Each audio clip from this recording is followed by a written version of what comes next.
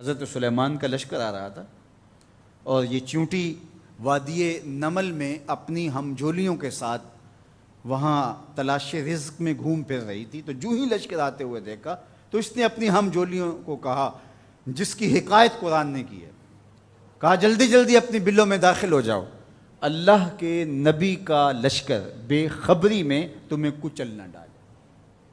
کئی میل دور سے چونٹی کی اس آواز کو حضرت سلیمان نے سنا. قرآن بتاتا ہے فَتَبَسَّمَ ضَاحِكًا مِّن قَوْلِهَا، اور اس چونٹی کی اس بات کو سن کر پیغمبر کے چہرے پہ ہنسی آ گئی، مسکراہٹ آ گئی کہ یہ کیا بول رہی ہے. اللہ اکبر. چونٹی کو پکڑ کے کان کے پردے پہ بھی ڈال دو تو آپ پھر بھی نہ سمجھ پائیں کہ وہ کیا بول رہی ہے. لیکن اللہ کے پیغمبر کی شان یہ ہے کہ کئی میل دور سے وادی نمل میں بولنے والی چونٹی کو جو بول رہی ہے وہ بھی سن رہے ہیں اور اس کا جو مفہوم ہے وہ بھی سمجھ رہے ہیں. یہ پیغمبر کی شان ہے. کبھی بھی پیغمبر کو اپنی ذات پہ قیاس کرنے کی غلطی نہ کریں. نہ پیغمبر ہمارے جیسا ہے نہ ہم پیغمبر جیسے. ایک شخص نے روزہ رکھ لیا تو گرمی تھی، چلاتی دھوپ تھی، تو وہ بے ہوش ہو گیا. تو لوگ اس کے اوپر کپڑا تان کر کے کھڑے تھے سائے کیے ہوئے. تو حضور گزرے تو فرمایا کہ یہ کیا ہے؟ تو کہا کہ اس نے روزہ رکھا تھا تو اس کی وجہ سے یہ نڈھال ہو گیا. فرمایا کہ اس کو کس نے کہا تھا روزہ رکھا؟ وصال کا روزہ رکھا. وصال کا روزہ ایک روزے کے بعد پھر اسی پہ تسلسل کے ساتھ دوسرا روزہ. تو کہا حضور آپ جو رکھتے ہیں. تو اس نے بھی پھر دیکھ کے رکھ لیا. تو آقا کریم علیہ الصلوۃ والسلام میں ایکم مثلی، تم میں سے میری مثل کون ہے؟ ایکم مثلی، تم میں سے میری مثل کون ہے؟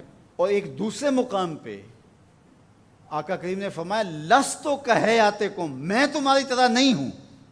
کبھی کہا ایکم مثلی، تم میری طرح نہیں ہو. کبھی کہا میں تمہاری طرح نہیں ہوں. تو یہ غلطی کبھی نہیں کرنی چاہیے کہ اپنے آپ کو نبی پر قیاس کریں یا نبی علیہ السلام کو اپنی ذات پہ قیاس کریں.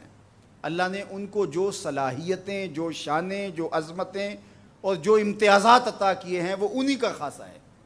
اللہ نے انہی کو ایک الگ شان اور الگ نرالی عظمت عطا فرمائی ہے جو انہی کا مقصوم ہے. اب چونٹی کتنے میل دور سے اپنی ہمجولیوں سے بات کر رہی ہے.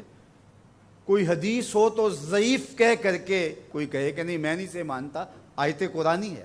فَتَبَسَّمَ ضَاحِكًا مِّن قَوْلِهَا، چونٹی کی اس بات کو سن کر اللہ کا پیغمبر مسکرانے لگا کہ یہ کیا کہہ رہی ہے.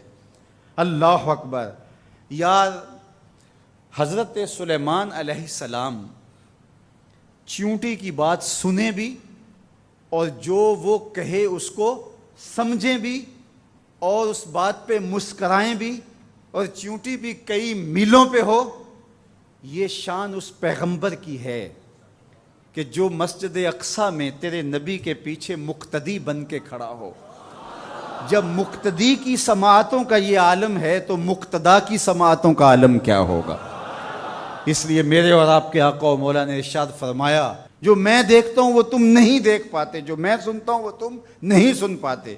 تو جب سلیمان علیہ السلام اتنی دور سے چونٹی کی آواز کو سن بھی لیں اور اس کی سرسراہٹ کے مفہوم کو اخذ بھی کر لیں اور اس پہ آپ جو ہے وہ جواب بھی دیں، فَتَبَسَّمَ ضَاحِكًا مِّن قَوْلِهَا، تو پیغمبر چونٹی کی آواز کو سن لے تو مدینے والا امتی کی آواز کو نہیں سنے گا.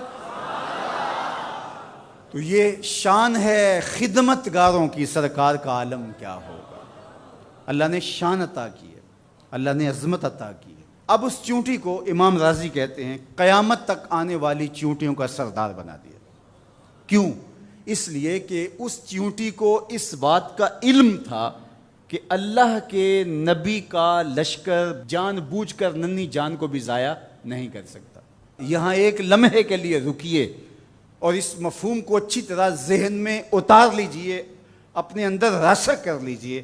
نبی کی تربیت پانے والا لشکر جان بوجھ کر کے ننھی جان کو بھی ضائع نہیں کر سکتا. اور جو اپنے بدن سے بم باندھ لے اور انسانوں کے انبوہ میں گھس جائے اور پھر بم پھٹے اور چھوٹے چھوٹے بچوں کے جسم کے ٹکڑے اور گوشت کے لوتھڑے بھی دیواروں سے چپک جائیں اور فرش خون سے بھر جائے اور وہ سینے پہ ہاتھ رکھ کے ذمہ داری قبول کرے، وہ نبی کا لشکر تو نہیں ہو سکتا، کسی شیطان کا لشکر ہو سکتا ہے۔